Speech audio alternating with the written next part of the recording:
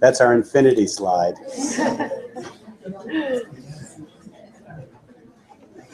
Hi, welcome. Thank you for coming tonight. And it's my pleasure and honor to introduce Professor Chris Silver from the University of Florida, whom I met, about, I don't know, 8, 9 years ago, when we were working together on the network of Global Planning Education Association, people who operate globally trying to organize world congresses for planning educators and planners. We do that every 5 years, and that's how I met Chris, who's working from the American Association. I was from the representative from the European Association, and well, we've worked on various projects ever since. So recently we got a grant together and also a visiting fellowship for him. So we're working happily away on papers, more grant applications, and working with the Masters of Ecocity students here in the School of Geography and Planning. But I don't want to take up the valuable time because Chris has a really interesting story to tell about Jakarta and his love affair with Indonesia. And it's a fascinating country. So I'll hand over to Chris and we'll enjoy the presentation and then ask lots of questions, I guess. Perfect. Andrea, thank you very much. First of all, let me thank the School of Geography and Planning and the Welch School of Architecture for supporting the application to have me come over and spend some time working not only with Andrea, but with Wasim and Andrew and other colleagues. Tonight's presentation is looking at Waterfront Jakarta, but it's really part of a bigger project that I've been working on for a number of years. In fact, my experiences with Jakarta go all the way back to my first Fulbright there in 1989. My wife Isabel, who's sitting right there, who's also enjoying her Cardiff time here. That's when we first went over there on a Fulbright. And Jakarta was a very different place, although in many ways it has stayed the same since then. But one of the things we experienced living in one of the neighborhoods then and then going back and spending 3 years there was the challenge of a place that gets not only a lot of rainfall, but as we discovered, particularly in the 1990s and beyond that, flooding conditions that happen all the time. And so became sort of interested in the whole challenge of flood management in Jakarta. Now, I'm trained as both a historian and an urban planner, so I link these two things together in the work that I do. And so the presentation tonight actually will take you back to the very beginning of the European city of Batavia and bring it up to the present. I'll only spend a little time on the past because, again, the current challenges are really quite important. But one of the things I discovered in looking historically at Jakarta, or Batavia/Jakarta, is the fact that the urban planning processes and the urban development processes there over this 400-year period of time do an awful lot to explain the challenges of the past 2 decades, especially with 100-year floods that literally happen almost every 2 or 3 years, and you'll see some examples of that. As Andrea mentioned, we're also been collaborating on other projects, and we have a grant for 2 years working on the issues of water in Indonesia. We use Cardiff as an example, and then the University of Florida to offer different contexts of how you manage water. And in fact, I hope you got a chance to look at some of the graphics out in the room to my right. We have a lot of students here. Who are the students here that were there in January for the Eco City project? There you are. Now, that's their handiwork out there, and there's even more of that that's available. We're trying to look at how you manage water, but in this case, we're working on an area that's not at the waterfront, but actually much more in the interior, and we'll come back to that at the very end of the presentation. But what I'd like to do is give you a sense of Jakarta as a waterfront city, and what I've termed the battle for the future of the metropolis, because in fact, the battle has returned to the waterfront. Again, Jakarta began as a water city from the very beginning. Its intention was to be by the water, and in many ways, water was what made the city work so well even though now water has become the great challenge to the megacity of 2016 and beyond. Just to give you a sense of proportion, you know, the megacity region that Jakarta encompasses now is close to 30 million. Again, depends on what boundaries you draw around the area, but in fact, in some assessments, Jakarta is either number 2 or number 3 in the world in terms of the continuous urban population that you would count within that mega region. And an image from the book I did, Planning the Megacity, Jakarta 1900 up to 2000. But as I said, it's been changing a lot since then. Jakarta was born at the sea, and I've given you 3 images here.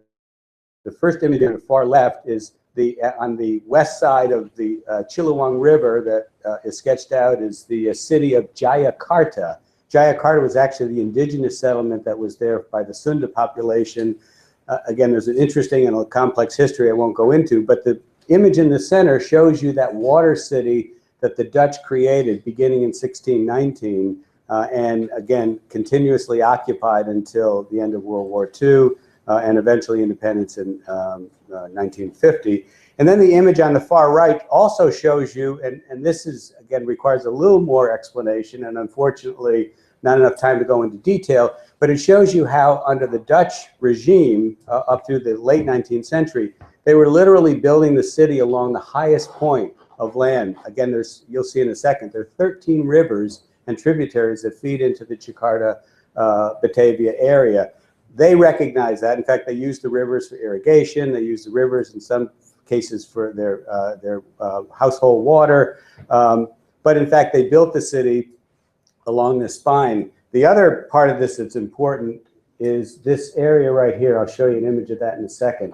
Because what happened in the 19th century is this water city that you see in the very center image moved south. It moved away from the waterfront. There was still activity at the waterfront, but the waterfront became kind of not the front door, but kind of the back door for the city at that point. And the European community moved itself to an area known as Veld of Vreden. This is the 13 rivers in the watershed that embrace or cover the whole metropolitan area. And in fact, there are even more. The only rivers that you see here are within the actual legal boundaries of the special district of Jakarta. So there's even more water, but the point is, over the next 400 years, literally the city was built almost entirely across that. Some rivers persisted, but in fact, they were very much impacted by the urbanization process. Here's an image of it in the 17th century, just to put it into kind of a 3-dimensional view to see the intensity. It was a real city. In fact, it was the Queen City of the East. It was in many ways considered outside of perhaps some of the elegant cities in China, but that had been cut off from Western interaction. This was considered to be one of certainly the high point of Southeast Asia in the 17th century. This was the main street, what now is known as Kali Besar, or the Big River, but it was actually a canal that was built into the Ciliwung River, which was the main river that ran from the mountains down to the water. Again, considered to be in many of the travelers' images, one of the most elegant cities. Again, the Dutch were trying to recreate a European city in Southeast Asia, and in fact, their unique kind of water city at that. This is all that's left of the entire water city. There's a few little bits of it that you can find in different places. And in fact, the students got a chance to walk down on the west side of this the canal, and it looks very pristine here, but trust me, it's not pristine at all. It somehow empties into the sea at some point, but again, it's literally, it has some connection to the river, but the river itself is no longer what it used to be. The traditional port is still there, and although this is a little bit more modernized than it would have been during the Dutch period, Sunda Kelapa is still where they have some of the wooden ships that bring the timber in from the islands around Indonesia. But in fact, in the 1870s, they began a modern port. This is not the image from 1870, but this is the location and where it's now been modernized into a container port. This was also important because there was one set of interests that wanted to build this modern port right where Sunda Kelapa was. So it would have actually kept the waterfront as a vibrant area. But in fact, they moved this port for logistics reasons about 14 kilometers to the east. And therefore, even the goods that came off the ships at that time had to be trained into the city. But basically what it did was to kind of cut the waterfront off from the main city. This was another impact that sort of transformed that water city into the interior city. The Governor General Dandel's, who was actually put in there by Napoleon, and there was a very short period where actually the British were the dominant force, and actually Thomas Raffles, who was very famous for the work that he did in Singapore, he was actually the Governor General of the Dutch Indies. At that point, it wasn't the Dutch Indies for about a 5-year period of time. Under Dandel's rule, though, all those pieces of brick in that building that became the new Governor Palace, all were taken from the wall that originally surrounded the waterfront city. So basically, they dismantled the waterfront city, used that material to build around the palace, and then, as I mentioned earlier, this is that European center called the Koningsplein, or the area was called Veld of Vreden. And so the Dutch and the European settlers moved inland. Still, there was banking and there was other activities by the waterfront, but the waterfront became, in fact, a much more marginal area. It was low-income housing was there. There was actually a fairly large Chinese population, and back in those days, there was a high degree of segregation of the Chinese population, both when there was a walled city and then they basically took over the area after the Dutch and other Europeans moved out. The whole point of it was that the center of the European city moved south and moved inland, again, following that high spine to avoid the problems with the rivers. And in fact, historically, I couldn't find hardly any floods that happened in Jakarta or Batavia until you get well into the late 19th century. Before that, there was an occasional episode, but more often than not, they had a problem getting enough water because they were extracting water to do agriculture and not allowing the rivers to flow actually down to the city itself. What you also get then is this area of Kota, the old city, again, that the students got a chance to walk through. And you can see in the canal, the neglect. Again, the organic material is growing up. They're not maintaining the canals the way they used to do it before. Heavily labor intensive, but when they needed them for when it was the center of the city, it was very important. When it becomes a backwater for the city, it becomes much less important.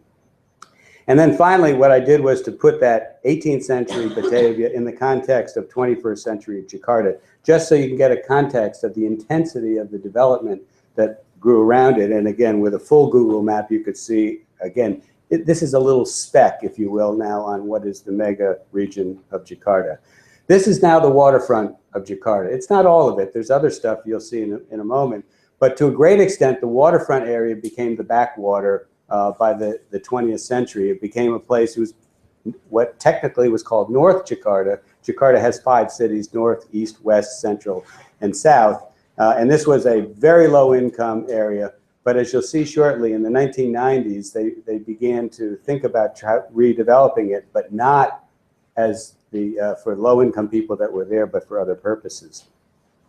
So again, why is water management so important for Jakarta? Again, I've tried to make a quick case that it's historically important, really fundamental to the way the city was originally developed. And again, I think that's important also if you take it out of the Jakarta context and look at other waterfront cities in Asia, Southeast Asia, South Asia, parts of Africa, even here in Cardiff, where the city was really sort of created around its role at the water and how that got transformed.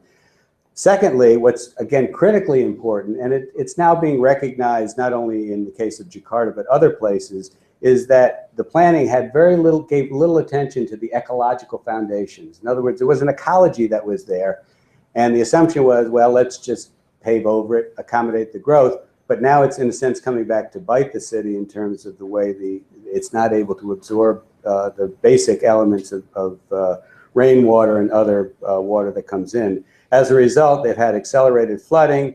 You'll see in a second the fact that the land is literally sinking, but that's for various other reasons. Inadequate clean water, inadequate management of wastewater, which again the students found in the studies that they did in the southern part of Jakarta, and environmental destruction. And what it's also done is severely limit the ability of the city, or the area, to recharge the aquifer. But the surface water is so bad that they have to use the aquifer, and that's actually contributing to an ongoing problem. In 2007, this was actually about the fourth or fifth of a series of recurring floods, but this was the Great Flood of 2007. And this is a street, this is not a river, this is one of the main streets in Jakarta. And this is when the issue of flood management and water management, which was always kind of there, but it suddenly became a front burner, a very important issue in the case of Jakarta. Here's a map that shows you through the various colorations a series of 3 floods. In fact, we were living there in 1996 in the flood first kind of big flood that caused some concern. We had friends who lived in an area where there never should have been housing built. The Navy had to rescue them out of the second floor of their elegant house. Again, it was an elegant neighborhood, but from the second floor of their house. Again, neighborhood should have never been built there. The one in 2002 was pretty bad. They said, we got to do something about it. Let's clear the waterfront. But the 2007 flood was really the one that was a disaster. And then again, they began to happen pretty regularly. I just threw in this one from 2011. Again, now they have another new river. This is again a street. And this is a very common occurrence there. This isn't just inconvenience flooding. It's flooding on a very major scale. When the new governor came in, Fauzi Bowo, who was actually the first non-military urban planner governor in 2007, and the governors of Jakarta served for a 5-year term, he came in with a really robust agenda of doing a sustainable city, and I'll show you an image of his sustainable city in a second. But he came in just as that flood was occurring, and that became a really critical issue for him to address, as well as some of the regular transportation challenges and other issues.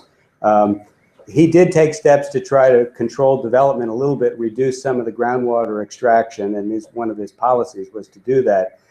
But he was still in kind of the motif of the sustainable city for the affluent. Not that he completely neglected the problems of some of the poorer areas, but this is the kind of image that he wanted to have for Jakarta as a modern global city, and that's part of the undercurrent that's going throughout Jakarta's development from the 1990s up to the present. When can we become a world city? You know, we've got 10 million people, but we're not treated as a world city. So part of it was infrastructure, part of it was transportation, part of it was bringing in international corporations, and some of that they accomplished, and again, to create a world-class city.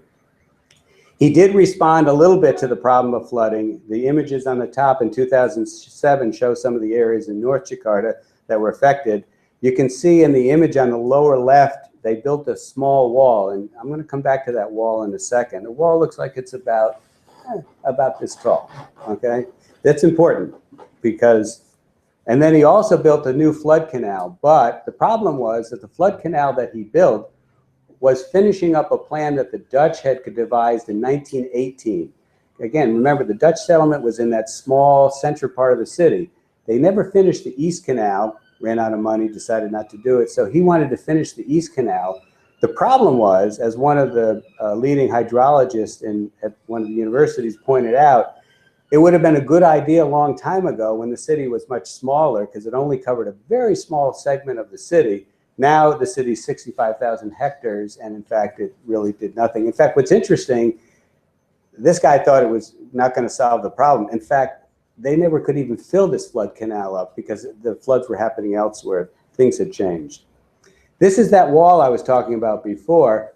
What you notice too is that this guy isn't 6 foot tall, but what's happening is the ground is literally sinking. As they built the wall, the ground is sinking around him, and I'll show you an image in a second of the degree of subsidence.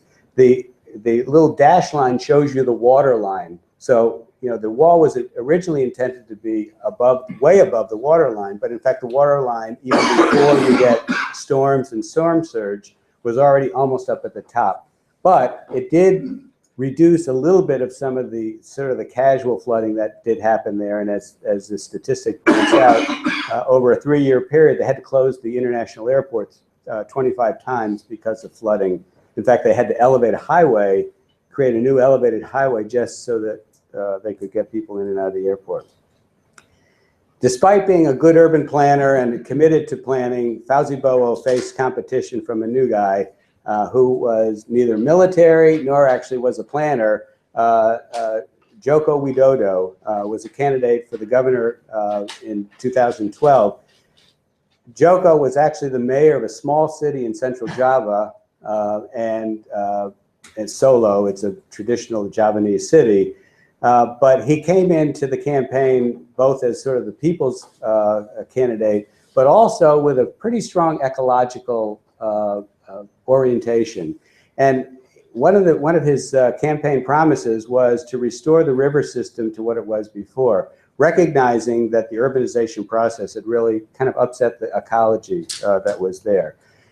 This is the Chilawang River, and this is a little bit further south, so it's not down at the waterfront area, because again, you can't even find it down at the waterfront. This used to be 150 meters wide. I mean, this was a big river. Again, it was the major river that flowed down.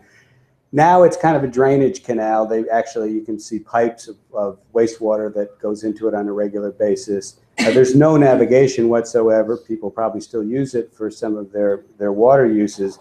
But again, this is the river that he was hoping to restore to its original purpose. In fact, he argued we really need to look at the whole ecology of the Jakarta area. We need to establish a new water management system.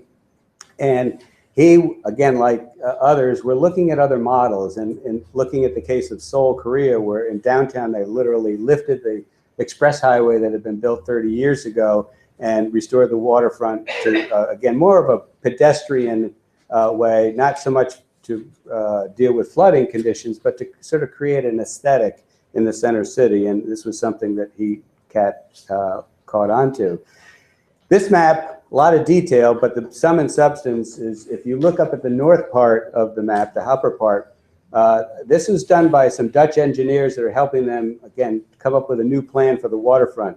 According to their best estimations, over this period from 1974 to 2010, the land has dropped 4.1 meters up by the north part of the city. So literally, it's like a Dutch city. It's underwater all the time, but they don't have the polders, they don't have the dikes, they don't have any of the infrastructure that the Dutch have been building for the past 400 years to deal with this particular issue.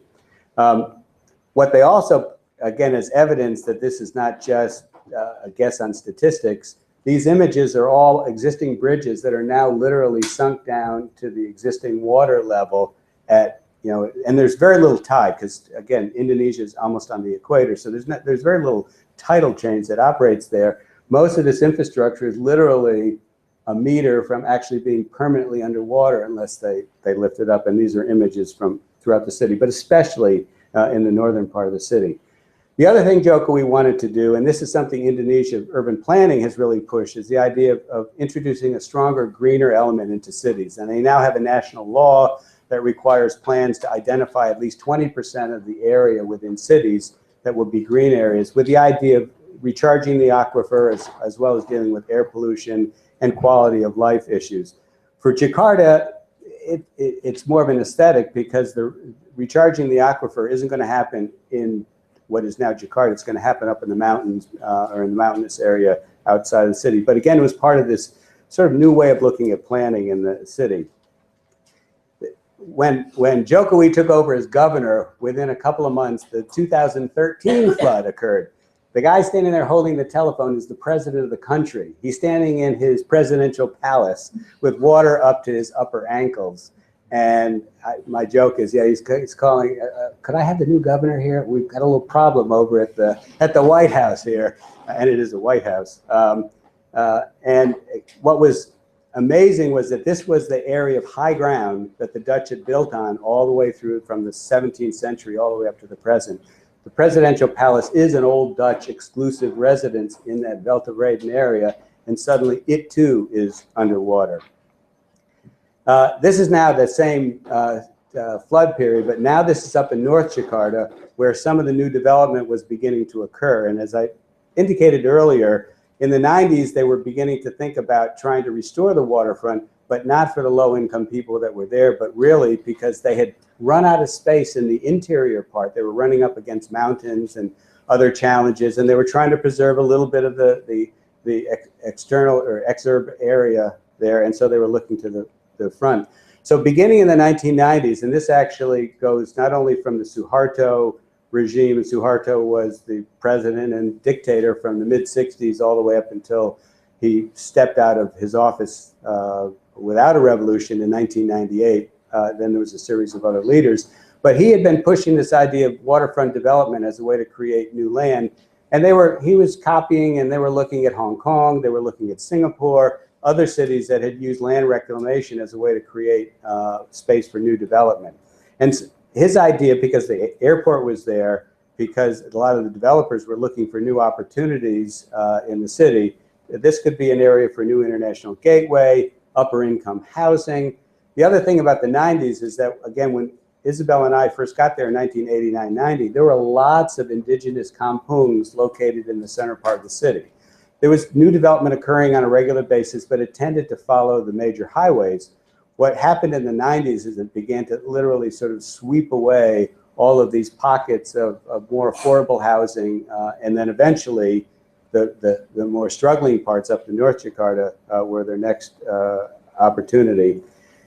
What then also happened was the idea of this providing perhaps a response to the flood issue.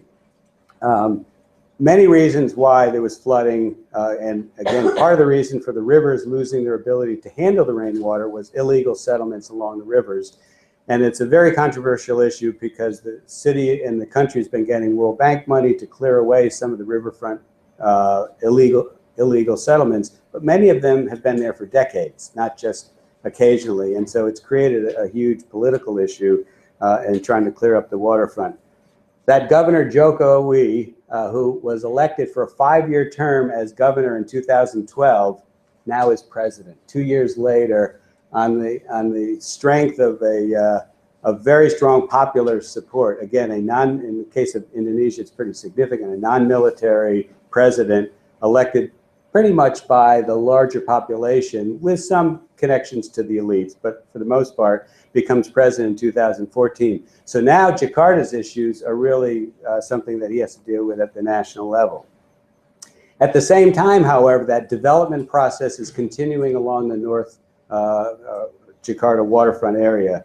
And what's beginning to happen is the waterfront is being quite fundamentally transformed from the way it existed, certainly in the past 100 years, to something that actually looks much more like the global city that some were advocating. This is not the real image, but I'll show you the real. This is sort of the impression of what they thought it would look like. But here's actually what was built. One of the developments, Pantai Mutiara, and Pantai it stands for the sea. And this is actually the very first waterfront community where everybody has a dock in front of their house so they can have their boat out there. Built over the past 15 years. And then now they've added some high-rise to it as well in an area known as Pluit. And there's a reservoir there. And you can also see on the right side one of the canals that, I think that's the West Flood Canal that feeds down into the waterfront.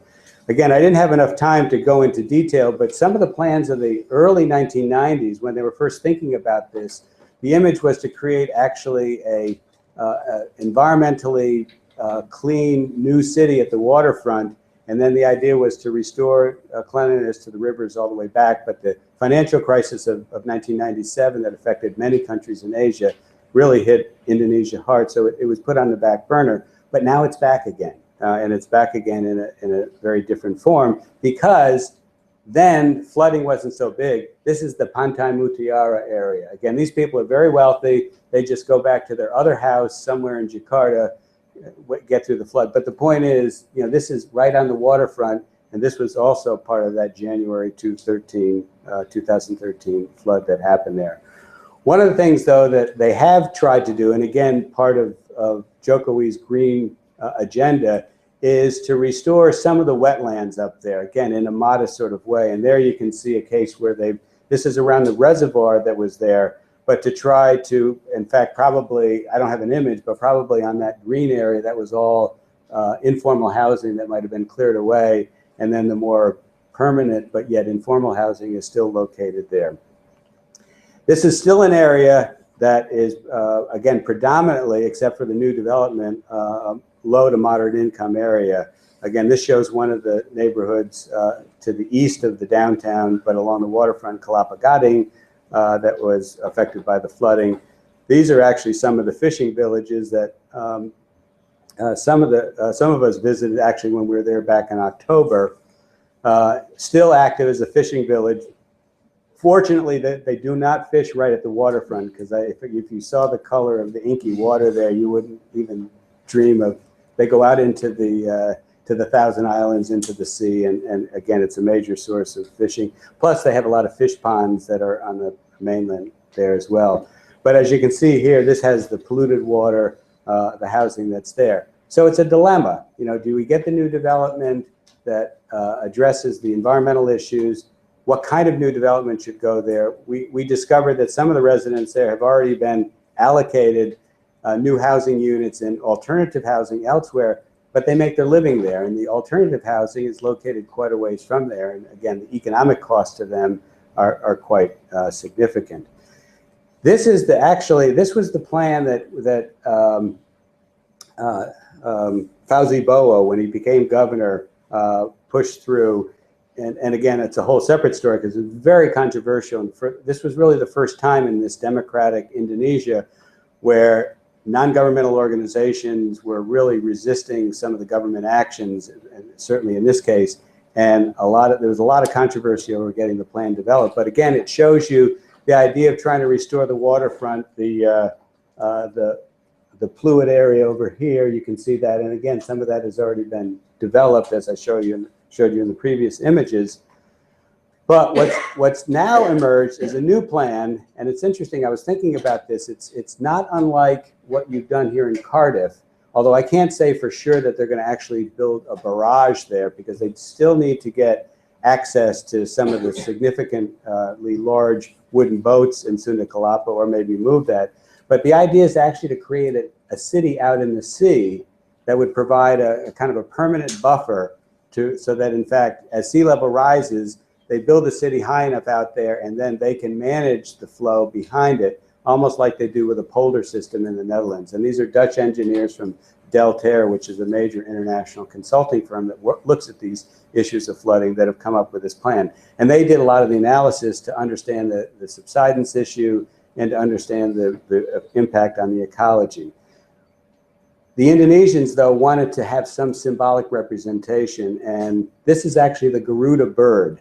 If you fly over it in a helicopter, this is the sort of the shape. And again, this is an image; it's not built yet.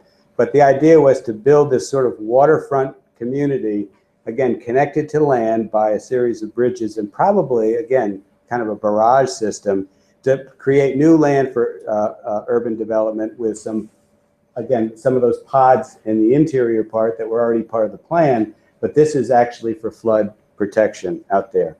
Highly controversial, but again, what it suggests is that the megacity is now moving back to the waterfront.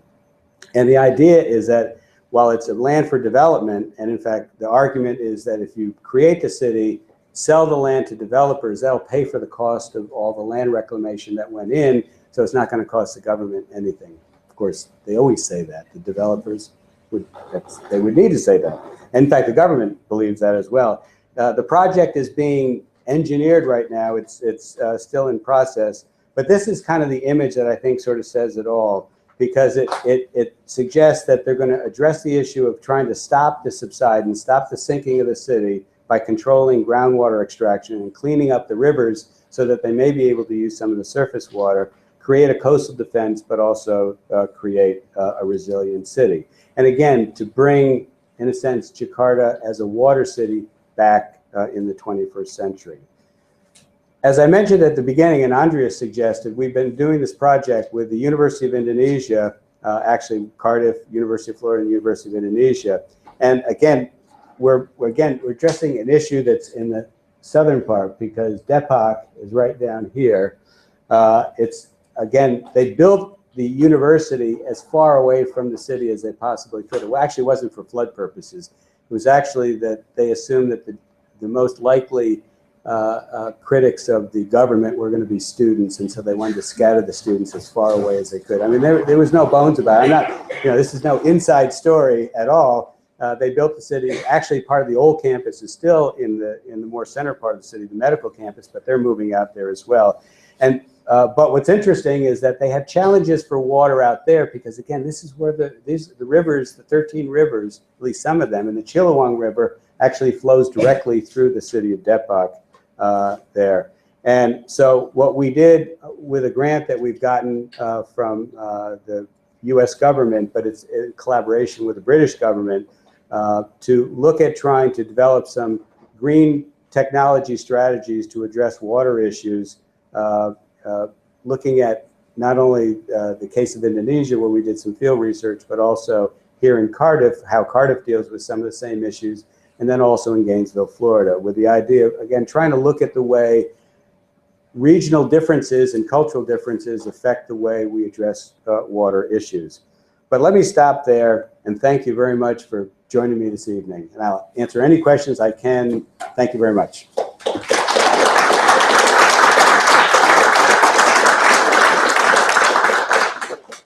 Thank you very much. Before we ask Chris questions, I think you do have a lot of very good questions for him. I just wanted to just make a few comments about the project that we've been involved in with the University of Florida and the University of Indonesia. Because what we've been trying to do is bring together a research agenda around green infrastructure and how we think about the environment. Also with how we teach around these issues and to involve students in the research work through a live project, which is very much a problem-based piece of research, because as Chris was outlining, the issues around water pollution, water management are very real issues in Indonesia, particularly in Jakarta. But water management, water pollution also strikes resonant chords in many other cities around the world. So for example, if we were to think about China, water and water resource is a really critical issue, but it also matters in Florida, it also matters in Cardiff. And what we were hoping to do through this project is be able to think about how we can develop a research agenda around water management, water quality, but also use those ideas to inform the teaching program and also use students' experience of doing research out in the field to inform future education and development. And you can see some of the results of the students' work in the room next door on the PowerPoint slides and also on the posters. So if you haven't had the chance to look at them as yet, please grab your drink and look at them. Because the work the students have been doing is really very rich and very original. And it's a real opportunity for learning. And as Chris pointed out, one of the things that's really very interesting is about the ways in which we use particular terms, but they have very different meanings in different contexts. So environment, water, water quality, water management, all mean very different things in different contexts. And that's one of the things that we've been trying to bring out through the project and also through the teaching that's being undertaken about what do these ideas mean. So from Chris' point of view, from the Indonesian perspective, the environment is something that's very much there to be managed, almost in a very traditional way, to be dominated, to be exploited, it's a resource. Whereas when we think about the environment, particularly from a Western perspective, it's something to be engaged with in a much more sympathetic way, and where development should be in sympathy with what happens in the environment. And that's been one of the really fascinating things to tease out through both the research and the educational experience about how can we understand how different people, different cultures think about these key terms and what they mean in practice, so that we can actually promote more comparative learning experience in ways which are more sensitive to particular local context. So just finally, please do take the opportunity to look at the students' work. And now, over to Chris and the questions. Thank you, Chris. Yep. So first question. It's always the hardest one, I know. Okay. Yeah. I had a clarification. Sorry, Robert Chapman. Yeah. I'm not a student. Yeah. I had a clarification and I had a question. Okay. And I'll be brief. You talked about subsidence, but you didn't actually, until later on, as I understood it, explain why there was subsidence, because you talked about a 4-meter drop, which Right. is phenomenal. Right.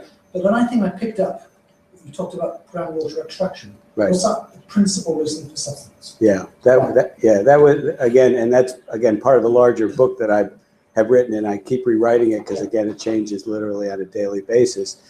Yeah, because virtually none of the surface water that's available immediately is usable even for industrial purposes. And amazingly, Jakarta has only one reservoir, and it's located about 40 kilometers away. By the time the water actually gets there through the canal, a lot of it is either lost or is unusable. So what's resulted over the years is many of the industrial firms, particularly in the fringe areas of the metropolitan area, and that's where a lot of the new industry is being located, and then the big mega complexes in the city. There's a lot of these huge mega malls. They've all dug these very deep wells, and they've gone down to the second aquifer, and they've been pulling water out of there at an enormous rate, to the extent where I sort of quickly alluded to it, but Fauzi Bowo recognized that already back in 2007 when he came in and began to put the brakes on some of the new development that was occurring there, in part because of traffic, but also in part because of water extraction. And the Dutch engineers themselves, that's one of the things that they've been studying closely with their Indonesian counterparts, is to understand the impact on the ground, on the groundwater system that's there. That was my clarification. Yeah. So thanks for explaining that. So my question, briefly then, is, so what is, based on your research, what is the comparative learning that you've learned about Jakarta vis-a-vis water management, particularly from a governance point of view? Yeah, well, probably the big takeaway, and this actually alludes to what I think Andrew was talking about as far as what we're trying to understand through this project, is the fact that most of the planning that's gone on oftentimes has the word environment in there. And if you look through the comprehensive plan, you see a segment on the environment, but it's usually about protecting a little bit of green space. It's about the air. But in fact, what we're discovering is, and now the engineers and the planners recognize, is that planners need to take the fundamental ecological foundations, the hydrology, the geological structures, the soil, the whole bit. We're finding that in the case of Florida. Again, we have limestone. We can't even build a wall on our waterfront outside of Miami because the water will just go underneath, which it does anyway, and flood on the interior part. And to a great extent, planning has sort of overlooked that. We've tended to focus on the things that we build on top, which is, again, whether it's roads or whether it's buildings or the other infrastructure that goes in there, but we don't do it in the context of the fundamental ecological system that's there. And I guess that's what I was alluding to with at least with Jokowi coming in, whether it's feasible to reestablish that 13 river ecology is, perhaps pie in the sky, but the idea of thinking about the ecological foundations is very important. I think that's one of the big takeaways. The second is there's a greater, I think, sensitivity to the water usage in a place where they don't think about that at all. And again, Andrew sort of alluded to the fact that we have a different system anyway in some of the Western countries. We think about water now in Gainesville. We get our water metered. We look at it because there's a cost associated with it. In Jakarta, there was no cost associated with it until they privatized the water, but then they didn't actually improve the water system. In fact, they've now passed a law saying that water is now in the public domain, not in the private domain, and they're in the process of a big legal challenge with the French and the British water companies that had the franchises to deal with water because Indonesia is breaking the contract, and contracts that creates legal problems. So anyway, those are, I think, two of the big takeaways. And then the flood issue is really, I think, part of it, recognizing, and again, that's why, again, the Dutch engineers are very useful because they've been dealing with this issue for a long period of time because they built a country in a place that was already underwater, and again, they're trying to address that issue. We found, again, interesting, the student presentations that have come out of that study have also discovered that while water is the issue, solid waste is a huge issue because that's actually affecting water quality and also affecting the ability of places to manage the water effectively. A lot of the flooding actually is because of simply clogged up rivers with so much human material in there that it creates flood conditions, particularly in those low-lying areas. I see. Chris, Yeah, I was thinking about the effect of water had, for instance, in regions like the Middle East, where it has geopolitical implications, or what happened recently in Flint, Michigan. yeah. I was wondering whether the challenges and issues of flooding and of pollution have created these geopolitical issues. Are there clear stakeholders that are perhaps battling it out? Are they identifiable, or is it really just the government kind of running the program? Yeah, well, it's definitely a political issue. It, again, because they have enough water to deal with even their 250 million people in the various 13,000 islands. There's plenty of water. It's a matter of the water quality and then also the impact that it's having in this sort of negative way from the flooding. If you hop over to Singapore, you have a very different situation where they're actually securing water independence from Malaysia by creating their new water system, again, creating out of gray water, drinkable water, creating inland lakes that are turning salt water into fresh water, a little bit of desalination that's going on there. There, it's very much a geopolitical issue because of the relations somewhat strained sometimes with Malaysia to create Singapore's water independence. And again, Jakarta and Indonesia will look at what's going on in Indonesia or in Singapore as well and sort of feed off that model and hopefully come up with some ideas of how to recharge their water, particularly on the surface. Singapore has a great project, a place called Bishan Park. If you ever visit Singapore, Bishan Park is in the middle of the island state, so it's a little hard to get to, but they've created this lovely park where they recharge the water that used to go through a concrete channel. They took the concrete away, now let the water go through a biological system. It's flood prevention as well as creating cleaner water that eventually finds its way down to the harbor area. So it's not so much geopolitical there, it's really just political, but it literally has replaced traffic. I mean, traffic's pretty bad in Jakarta, but it's actually sort of kicked its way up to #1, certainly December, January, February, March, when you're in the rainy season.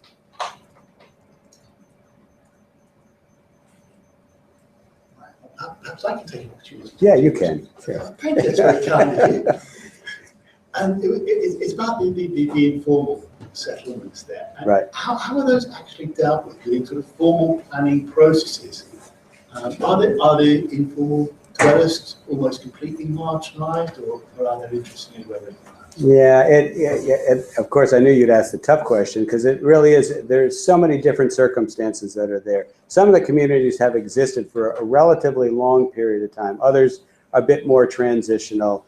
The government is always coming up with ways to relocate them to different places. I happen to mention the Japan, the JICA World Bank project to clear some of the illegal settlements along the river, again, for flood protection and finding alternative housing for them. Again, what the large scale doesn't focus on is the fact that you get relocated from that waterfront area, the river or the North Jakarta area, to someplace else. It may mean losing access to your means of living. You know, not just the fishermen, but the other people who work hauling lumber on the Sunda Kelapa on the docks there. You know, they all have a different story, and the reason they're there is not because it's a great place to live. They're there because it has some economic purpose, or they have again, a lot of these are ethnic groups from various parts of Indonesia that cluster together, as they do in many large urban areas, for helping each other out. And so it's a tough issue, and there are good ways to do it, and there are ways to allow some self-help housing that have come up. They tend to be in smaller cities. Again, everything is bigger in Jakarta because of the size of the city and the number of people involved. And certainly the fishermen's community, they do want to preserve the fishermen's community there, but it's a challenge. And there's really sort of three interests in this waterfront city that I was showing you the images of at the very end. There are the developers who are really interested in it. There's the government interest, and there's four. And then there's a very strong environmental set of groups there that are questioning whether it's going to have some impact on the marine ecology of building out and, again, creating land in the sea there. And then finally, the indigenous population. And so when you have 4 or probably even more stakeholders with very different views on the project, it's bound to create some challenges. And they don't build housing fast enough to meet the population needs. Jakarta is growing rapidly. I mean, one indication, every day, not every month, every day there's 1,000 new motorcycles in Jakarta. And again, the other thing that Jokowi finally got the subway project going. They've been talking about the subway for 40 years. That's why I can never finish the book, because it's never, it's never really happening. But they're actually digging it. They're doing a series of projects that are necessary to create this kind of world-class city, but also as a way to address these sort of multiple but conflicting needs. One of the ideas is actually to use one of the subway tunnels as a way to deal with some of the flood conditions, and some hydrologists have talked about that they can clear the trains out and let the water run in there. Again, there's all sorts of interesting schemes. Oh, now the questions are coming. Okay, yeah. Jamie, do you want to go? You was talking about the plans to build a new city Yeah. just off the coast, Right. and how the help of Dutch engineers it controls the sea level. How does the process exactly work? Well, that gets beyond my expertise, is more in engineering. And the reason as I was thinking about this, and I've looked at the images and I haven't studied the engineering of it, but my guess is that they want to do, in a way, what you've done here in Cardiff, which is really create this sort of barrier that creates a lake, if you will, behind it, which then they can manage the lake in a way that they can't manage the sea coming right up to this sinking city. And how they're going to deal with that waterfront area. Again, my guess is their plan is to clear most of that out, put in new development that'll be elevated above what is in there now. And again, the waterfront plan is very controversial, partly because of cost, but also because the general the non-governmental organizations that represent some of those communities have gotten a very strong voice. And again, Indonesia in general is one of the most successful democratic transitions that happened, certainly in the 20th century, relatively peacefully, gradually, but they're not being thrown in jail for criticizing the government. In fact, they're actually winning in small cases as a result. So, from an engineering standpoint, it's a clever idea. We've seen it work in the Netherlands. We've seen the Netherlands survive against all great odds. And so from an engineering standpoint, it's not a bad idea, but there are a lot of unintended consequences of that project. Another question. Yeah, do you think the phrase "a world-class city" is an oxymoron? In the sense that, I understand development from greenfield to brownfield, etc., Right. in the sense that new development is leading to extra subsidence, unless they're dealing with the hydrology, Right. and clearing away people. Actually, let's just clear away these people who are in the way. Right. It's a new development. So, well, they have some rights, Yeah. and yeah, there you go. Yeah. Yeah. No, I mean. So, comparative learning, what are we learning from this? Yeah, well, we're learning about again, some of the challenges of, in a way, regulated but only partially regulated urban development process. I mean, one of the things that the book that I did before, the first book, this is now the book on 400 years of water management, but the first book was Planning the Megacity, Jakarta in the 20th century, and went up to around 2000, 2005.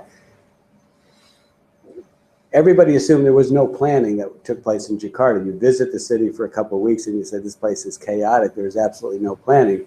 What I demonstrated is that there was lots of planning, but it wasn't necessarily the planning that was going to create the livable city because of some of the things some of the objectives that they had. They eliminated their mass transit system and copied the United States and put a whole series of toll roads.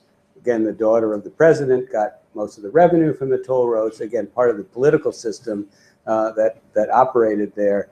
Planning was done, but planning wasn't necessarily done in a way that would create the kind of world-class city that I think would be a world-class city. It might be for some of the larger financial interests that were there, because again, those things were happening. And so again, the takeaway is that planning matters, but how you plan has all sorts of implications for the future of the city and the quality of it. The other takeaway, though, and this one is maybe even almost contradicts what I'm presenting tonight, is that Jakarta works every single day. This place of 20 million people that has lots of challenges as we discovered it, it works every day. It still continues to function. It may take longer to go different places. And actually, having lived there, as Isabel and I did, for a total of about 4 years, 3 years in one stint, a year in another, and then off and on after that, it's actually a very livable place if you can deal with some of the other inconveniences that you don't necessarily have in some of the Western cities. There used to be very little high-rise development. Even the high-rise development that's happening now is overshadowed by the fact that it's really a city of villages that exist. But again, the way they managed the transportation system made it very difficult.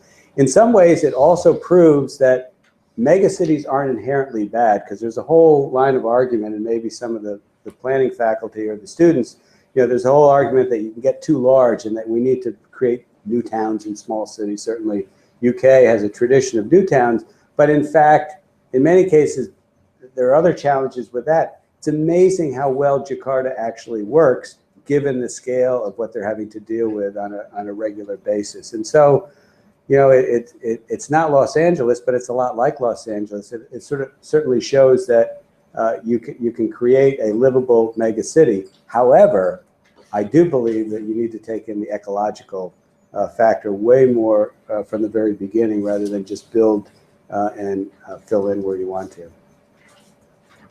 Yes.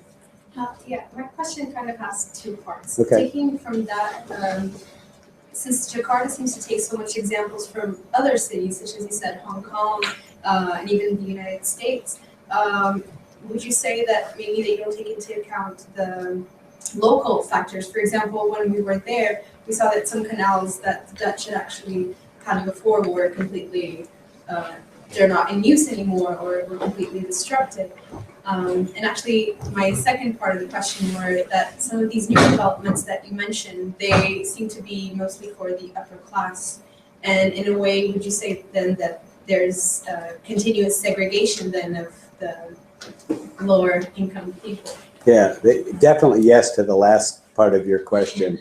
And again, it's interesting, and you asked a great question, because in many ways, again, the history, if you go back to Sukarno, who was the first president from 1950 until he was couped out of office in 1965, his image was to create a Western city. Now, he was very nationalistic. He really supported the idea of Indonesian identity, but he wanted to get rid of all the things that he thought reflected negatively on the image of Indonesia as a modern society. And so, in fact, he's the one who did away with the streetcars. He's the one who actually built the first cloverleaf. And they're actually, they took pictures of a highway, cloverleaf, and very proud of the fact that they now had an American style, because it was all American engineers who were coming in at the time doing that. So there's a real, and yet, as you probably experienced when you were there, there's a strong sense of cultural identity. It's not extinguishing the culture, but cities are where you're supposed to show your modern side. The culture is in the village. Now, the village could be in the city, but everybody, as they say, there's no homelessness in Indonesia. Everybody has a home. Even people who live on the street have a home because they come from some village, and they can always go back to that village and claim that as their home space. And so it's how do you create this sort of national identity of a strong, powerful nation, modern nation, and yet hold on to the culture. And that's been kind of the tension that's been there the whole time. And again, there's strong economic interest to build stuff that's modern. Again, if you look at a lot of the residential subdivisions that were built in the 80s and the 90s, They all even had U.S. names. You know, they bought, because they got U.S. developers and U.S. planners to come in and plan these very large residential developments out in the suburban area, again, with very little attention to the ecology except for building a golf course, which they all had a golf course or two. But again, this idea that, but they still held on to their Indonesian identity, but they wanted to do it at the same time to demonstrate that they were a modern culture. The city was the symbol of modernism. The village and their traditions and their dance and their culture is still alive, but within this modern context. So you have kind of both things. There's a lot of writing that's been done on this issue, and it's, again, not something I'm particularly very well versed in, but this sense of being traditional and modern at the same time is one of those challenges that they've really worked hard. It's a great question, and again, you see it in urban areas a lot. Stimulated change. Yeah.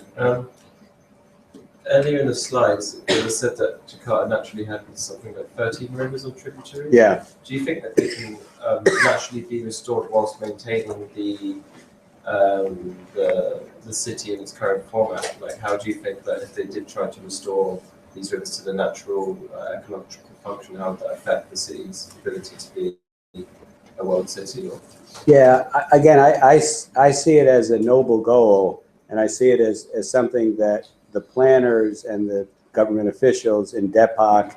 Again, the other thing is that when I use the word Jakarta, Jakarta only represents 9 million of those 30 million people. There's the city of Tangerang, and then the district of Tangerang. There's the city of Bekasi, the district of Bekasi. Depok is literally right on the south border. Bogor, the district of Bogor. So we've got many different governments, and actually one of the biggest challenges to get some kind of regional cooperation, because most of these rivers and tributaries flow through at least 2 or 3, or in some cases 4 jurisdictions. So again, I think it's more of a sort of an objective or a long-range objective to think about, but also I think a kind of a value to incorporate into the planning. And again, I've come away from the Indonesian experience actually thinking about the way we train planners in the United States, and we just don't do a very good job of this. We focus on the stuff that's being built on the surface. We really don't. I remember as a planning student learning very little about the ecological. I think I took a course and I probably thought, oh, I don't need to know that. Well, I do need to know it. It's very, very important, and I think that's one of the things that at least talking about restoring the river system is worth talking about. Final question up on the back left there. Okay, I have a question, but it's not based on your presentation. From the way you answer the questions, Yeah. you mentioned that there are plans in Jakarta, and also you mentioned it looked like chaos in Jakarta. But from your experience, you live in Jakarta, it seems to live like a city. Yeah. My question is then, from your personal point of view, what's the function of the plan produced in Jakarta? It's a good question, because as we discovered in the case of Depok, they have wonderful plans. They do lots of analysis, and then when it comes to implementation, kind of depends on who you know. In many cases, how much you're willing to pay for it. Indonesia is moving much more towards a sort of a society based on law and enforcement of law, but down at the level of urban development, I don't think it's quite gotten to that point again. So the plan, but what's interesting, and again, you can only see it in a longer historical frame. If you look at it day to day, it's difficult to see, but if you look in the long historical frame, again, what I did in the planning the megacity, the city they talked about in the 1970s is the city they built today. It did happen that way. How it happened was not anywhere near the way that they thought it was going to happen. But the other thing that didn't happen is they didn't create the kind of the green open spaces. They had a whole series of new towns and garden cities. They built all those garden cities. The private developers did it. What they didn't figure out is, without enforcing the laws, all the spaces in between got filled out with other unplanned development, and so literally it's just, it's like an amoeba that just keeps getting larger and larger. And then they think about, okay, it gets larger, we need to build a new highway system around it. Actually, Jakarta has the world's largest busway system that operates. And this was the alternative because they couldn't build a subway, it was too expensive. And it was only going to cover a short space. They're going to build it now, but it doesn't really deal with a larger metropolitan area. But they have a busway system like they do in the Netherlands, like they do in Curitiba in Brazil, and like they do in Bogota, Colombia. So it's a surface system, but it's a dedicated lane that allows the buses to pass through much faster than if you were in a car or a taxi or a regular kind of bus in a bus area. And so again, they've had it over the past 15 years. The Indonesians complained about, they said, we're going to take a lane of traffic away. Well, the average Indonesian didn't have a car, so they weren't worried about it. It was, again, the middle class said, you're going to cut down a lane of traffic. But now you can go from where the South Jakarta up to where we went on our field trip on a busway like you do on a train in about 20 minutes. If you get in a car or a taxi cab, it's going to take you an hour and a half under good conditions to do that. So they've done some of the things that they needed to do. It's just the scale of it, and it's grown so quickly. There was only 900,000 people there in 1950, relatively small city. Again, big city, but again, it's the explosion in growth after independence, because that was the place where jobs, that's the place where the infrastructure, that's where opportunity, that's where the universities were. So again, it was the magnet for the city. So good question, thank you. Thank you very much for putting up with me this evening. Thank you.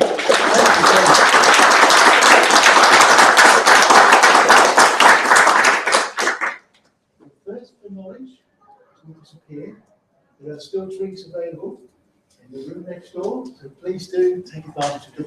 And Chris, you can lead the way there. Okay, good. Thank you. Right. Thank you very much.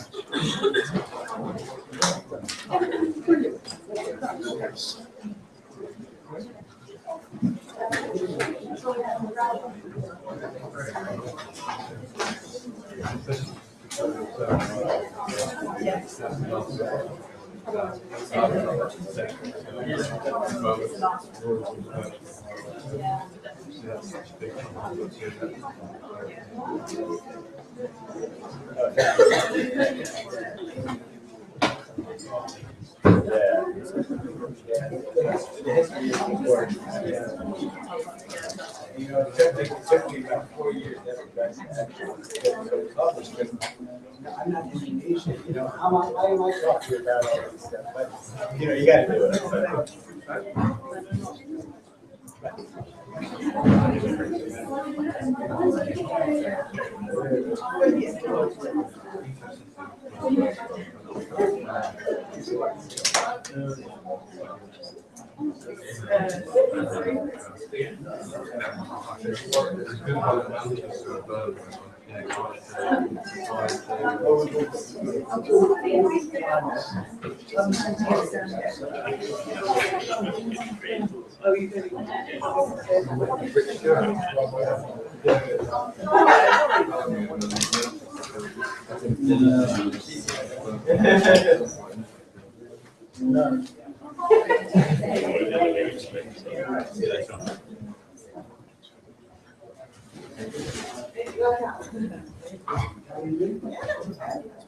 Not too bad?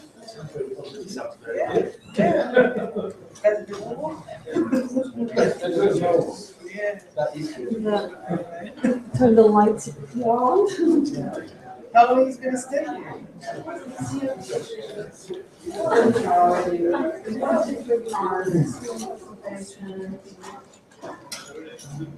When did you leave? Saturday?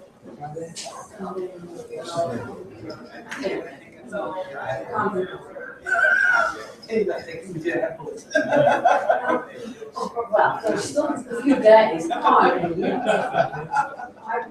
limited day to day. Schedule.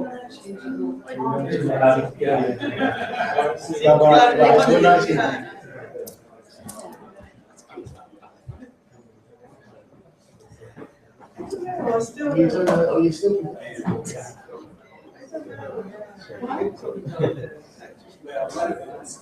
Oh, We vote now. Well, I think You should test it out. I think the opposite person probably think we did that rather than the other way around. I don't know.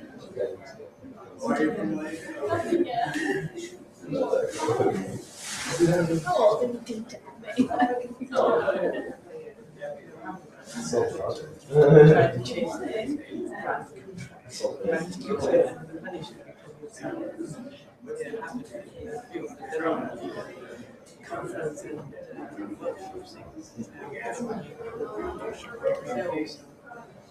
How are you going to? Yeah. Attending workshop. Yeah. And field trip in China and the Philippines.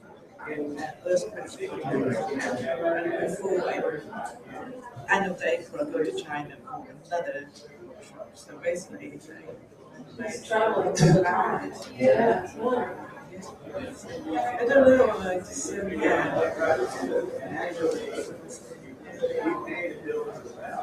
and also depends on what it's like. Because you go to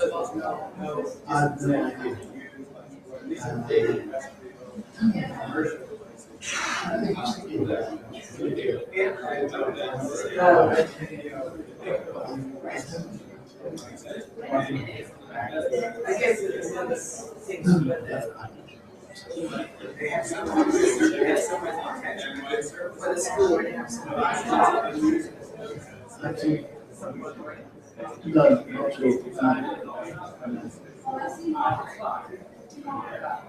That was missing. That was crystal.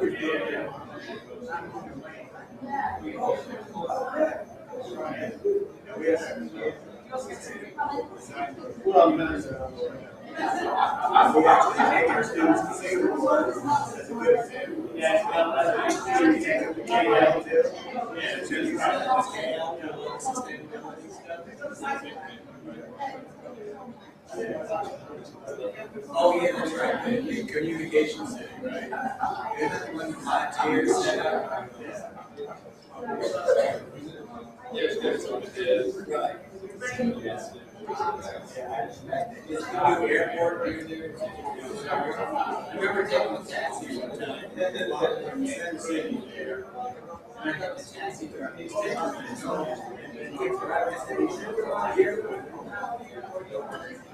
I had to just pick me up.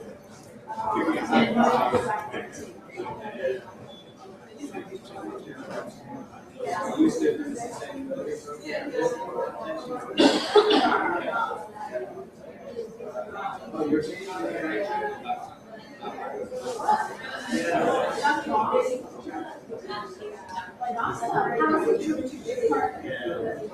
And we're looking for these guys.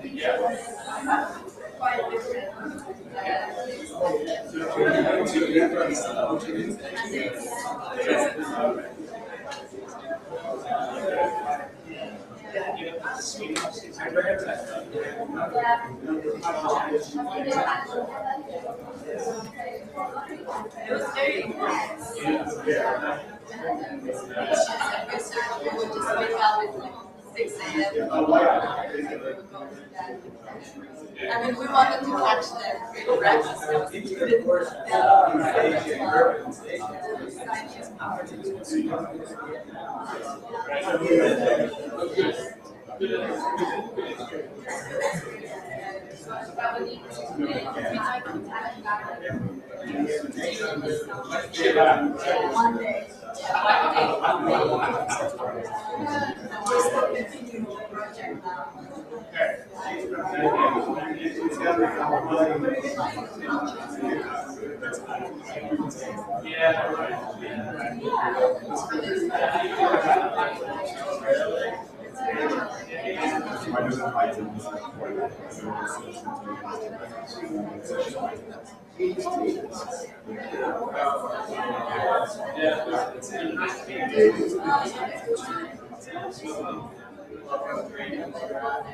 They actually had that problem.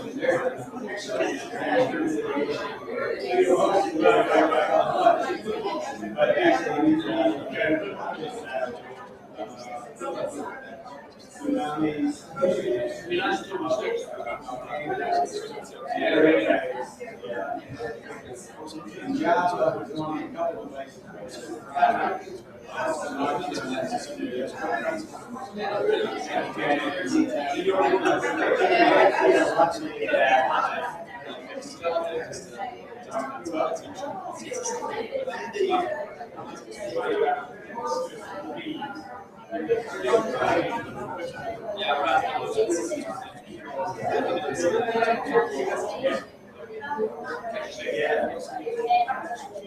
that's why you're going to be 40 meters talking about, talking to people, saying, listen, you got to do something. I'm going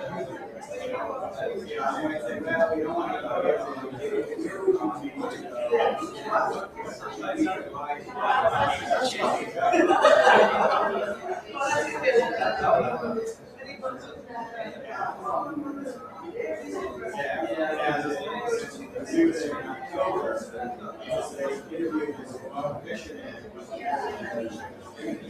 he already has a nice place, and that's these houses, and the fishing village is more convenient.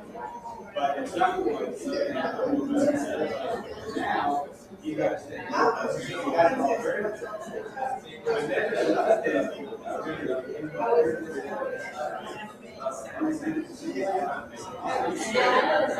Yes.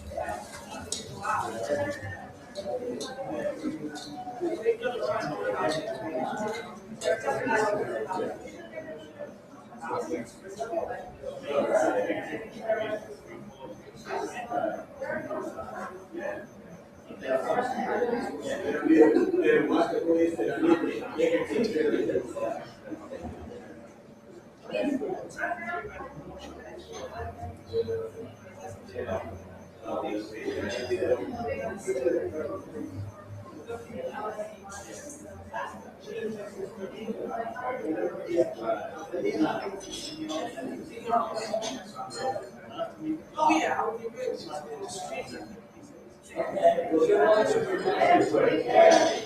There's not been on see it, city, see it.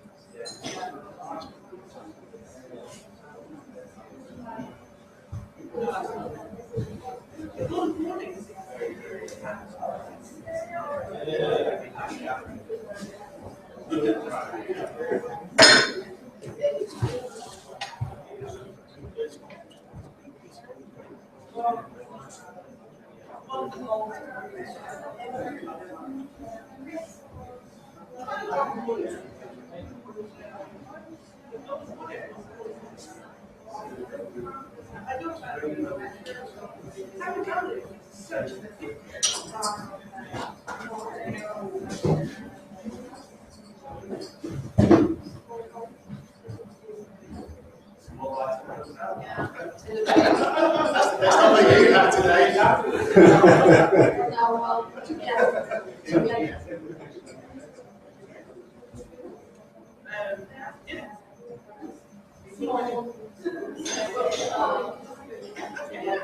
That's what I'm going to do. No one's going to end up well, you carry on until everybody says. Yes, sure, I'll go to this. All the Is he not gonna?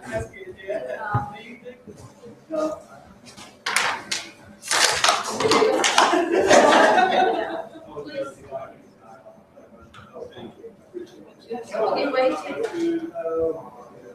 No, the best thing to do is be out. Somebody else. So why don't you come? If you don't have food at home, that's all the more reason. I'll be waiting.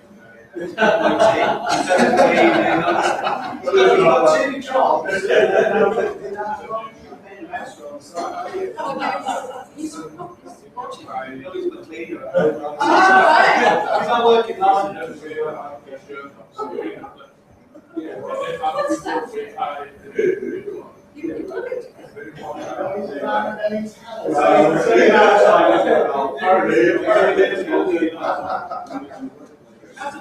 Oh, very good, yeah. Yeah, it's too good. Just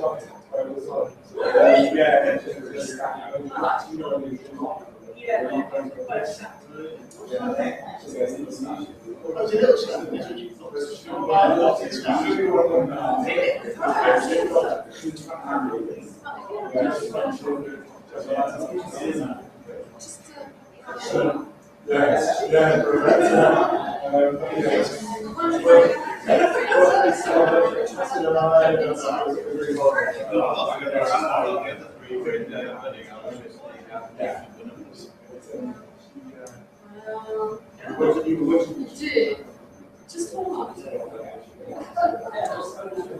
Yeah, I need to get my